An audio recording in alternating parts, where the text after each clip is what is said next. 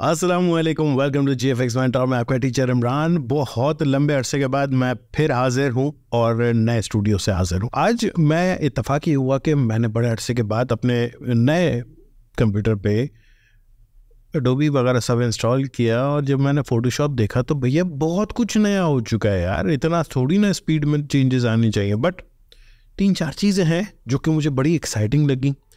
Although आप वो सारे ट्यूटोरियल्स वगैरह देख चुके होंगे, दूसरे तमाम यूट्यूब पर टीचर्स जो हैं उन्होंने बता दी होंगी, लेकिन यार मैं चाह रहा था कि शेयर करूं आप लोगों से। तो आइए स्टार्ट करते हैं। GFX mentor, the king of design. He's got the skills and he's always on his grind with the YouTube channel. Alright, welcome back. So first of all जो मुझे ये चीज़ बड़ी अच्छी सी लगी, अच्छी सी क्या लगी मतलब, हाँ एक थोड़ी आसानी पैदा कर दी है।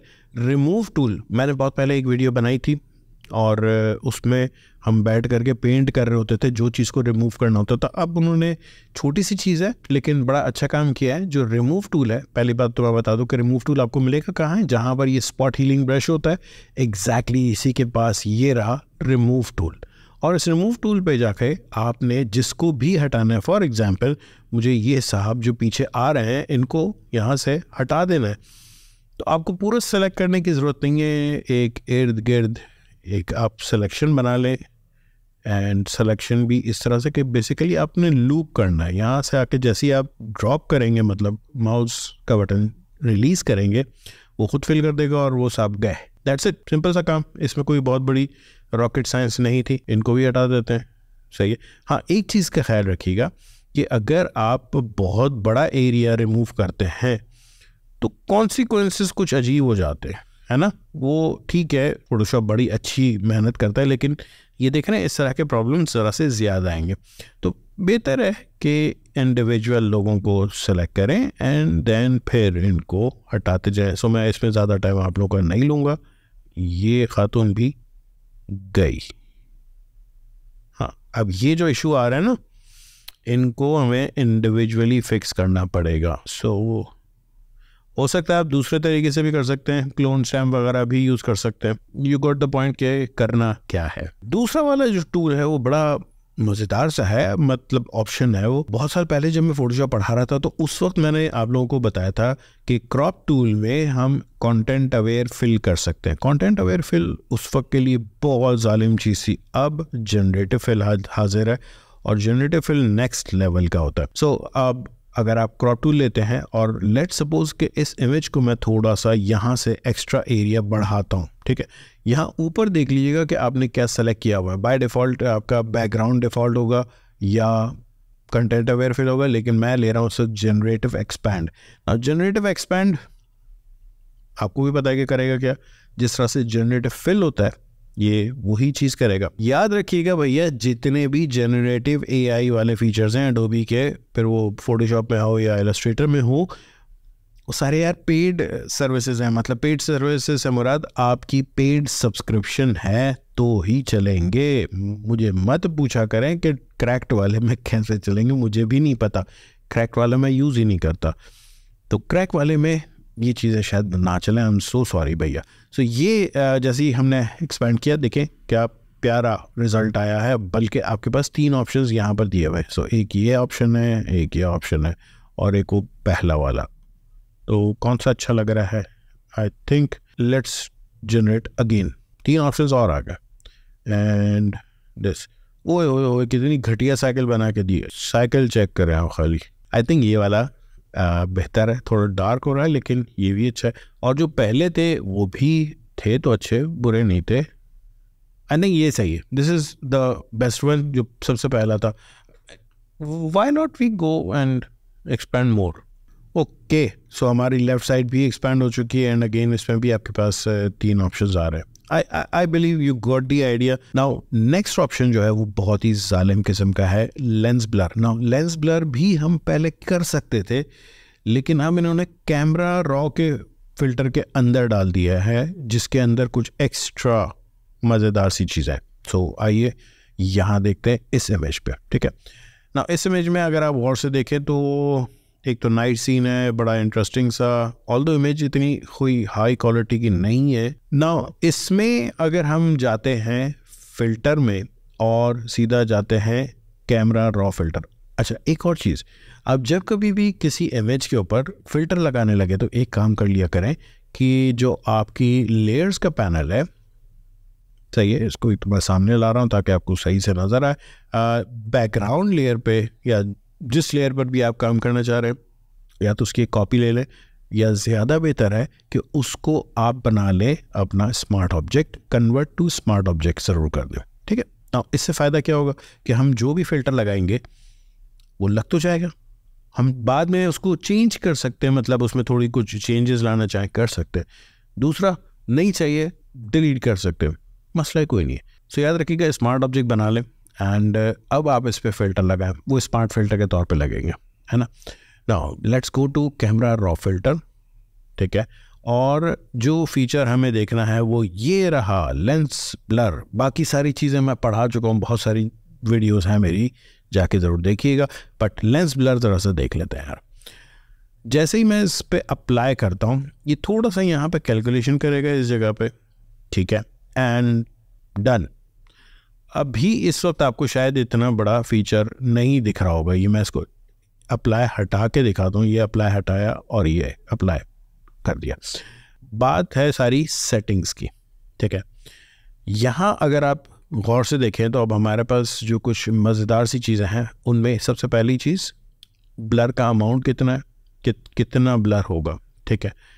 अभी बहुत सारी चीज़ें हैं नीचे, प्लस ये चीज़ बड़ी अच्छी है, ये जो बोके दिए हुए ऑप्शंस। अच्छा, बोके क्या होता है, मैं इसको ज़रा सा अप्लाई हटा के दिखाता हूँ, ठीक है। ये एक लाइट थी और लेंस ब्लर लगने के बाद ये लाइट ऐसी दिख रही है, और यूजुअली यही हो रहा होता है कि आपकी लेंस का अगर अपर्चर बहुत खुला हुआ होता है तो लाइट के बॉल्स बन जाते हैं, ठीक है।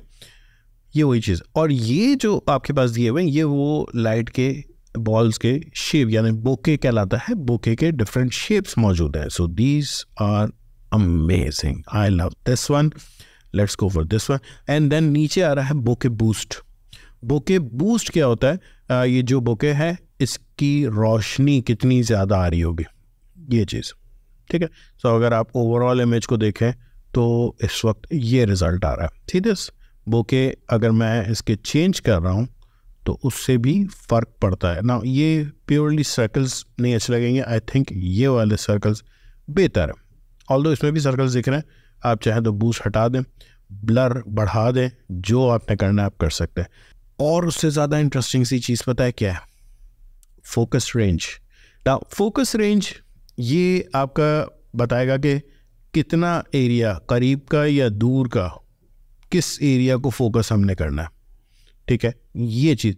लेकिन इसको सही समझने के लिए एक बार इसको ऑन कर लें, ये है विजुअलाइज डेप्थ। जैसे आप इसको ऑन करते हैं तो आपका इमेज पूरा येलो से orange and purple and black की तरफ जा रहा है। याद रखिएगा, ये जितना येलो है ये आपसे सबसे ज़्यादा करीब है, एंड देन ऑरेंज उतना दूर है, फिर पर्पल और दूर है, ब्लैक और दूर है। ये आपकी पूरी रेंज है, और इस रेंज को आप कम या ज़्यादा कर सकते हैं।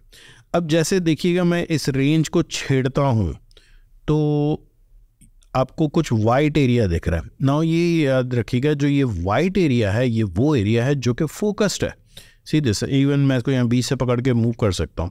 सो अब अगर मैंने यूं कर दिया तो ये पीछे वाला जो एरिया है ये फोकस में आ रहा होगा। अगर मैं इसको विजुअलाइज डेप्थ को हटाऊं तो ये फोकस में, सी ये इस तरह से आप देख सकते हैं। लेकिन अब आपको अगर बारीकी से चेक करना है कि किस एरिया को फोकस कर रहे हैं, विजुअलाइज डेप्थ को ऑन कर दे लाजमी, ठीक है।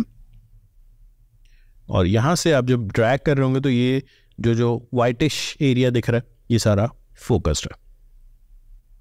That's it. नाउ ज़रा जूम करके देखें, कुछ मसले भी आ रहे होते हैं। सो फॉर एग्जांपल यहाँ देखें, ये इसके हेड पर कुछ एरिया रह गया, कोई मसला नहीं है, इसको नीचे आकर के हम बेहतर कर सकते हैं। यहाँ पर आपके पास ये हुई है रिफाइनमेंट में ऑफ कोर्स मुझे इस एरिया को फोकस नहीं करना, ब्लर करना है, तो लेट्स गो फॉर ब्लर, ठीक है। ब्लर अमाउंट आप जितना रखना चाह रहे हैं, ब्रश साइज़ कितना रखना चाह रहे हैं, और फेदर याद रखिएगा, फेदर आपके ब्रश का है। अगर मैं इसको बढ़ा देता हूँ तो मेरा ब्रश देखें 2 सर्कल आपको दिख रहे हैं, ठीक है। लेकिन अगर मैं इसको कम करूँ, बिल्कुल फिर एक ही सर्कल दिख रहा होगा। याद रखिएगा फेदर ज़रूरी है थोड़ा सा, ताकि एजेस से सॉफ्ट रहे। और ब्लर अमाउंट इस वक्त मैंने बहुत कम किया हुआ है, एंड फ्लो भी कम करें ना। फ्लो क्या होता है, जिस तरह आप पेंट ब्रश यूज़ कर रहे होते हैं उसमें आप फ्लो एडजस्ट कर सकते हैं, तो ये भी वही उसी तरह का फ्लो है। मैं फ्लो भी कम कर रहा हूँ ताकि धीरे धीरे इस पर काम हो, बस इतना सा। और अगर फिर भी कोई मसला आ रहा तो यार रिमूव टूल है ना, बाद में इसको एडजस्ट कर लेंगे, कोई इशू नहीं है, ठीक है। थोड़ा सा यहाँ से भी, दैट्स इट, डन। एंड ये आपका हो गया। इसको ज़रा जूम आउट करके देखें, परफेक्ट हो गया। इसको ओके करते हैं एंड यू आर गुड। अब एक और टूल जो कि मैं इसी में ऐड करना चाहूँगा, लास्ट टूल, और वो इतनी कोई इम्पोर्टेंट चीज़ नहीं है लेकिन बता देता हूँ, उसकी ज़रूरत पड़ सकती है आप लोगों को। आप लोगों को याद होगा यहाँ से हम एडजस्टमेंट लेयर्स लेते हैं, सही है। फॉर एग्जांपल मुझे लेवल्स एडजस्ट करना है, ठीक है, और ये रहा आपका लेवल्स, ठीक है, ये हम लेवल्स एडजस्ट कर सकते हैं। मैं इसको डिलीट कर रहा हूँ। एडजस्टमेंट लेयर के बाद अब आपके पास पेश खदमत है एडजस्टमेंट ब्रश टूल, ये रहा, ठीक है। और इस ब्रश में आप अपनी ब्रश के थ्रू एडजस्टमेंट बता सकते हैं। सो इस वक्त यहाँ देखें, इस यार इसका नाम बड़ा अजीब है, कॉन्टेक्चुअल बार, एनीवे। सो इसमें इस वक्त ये ह्यू एंड सैचुरेशन है, लेट्स गो फॉर लेवल्स, ठीक है। मैं इस जगह पर फेर रहा हूँ, ये लेवल्स डार्क कर रहा है, ठीक है।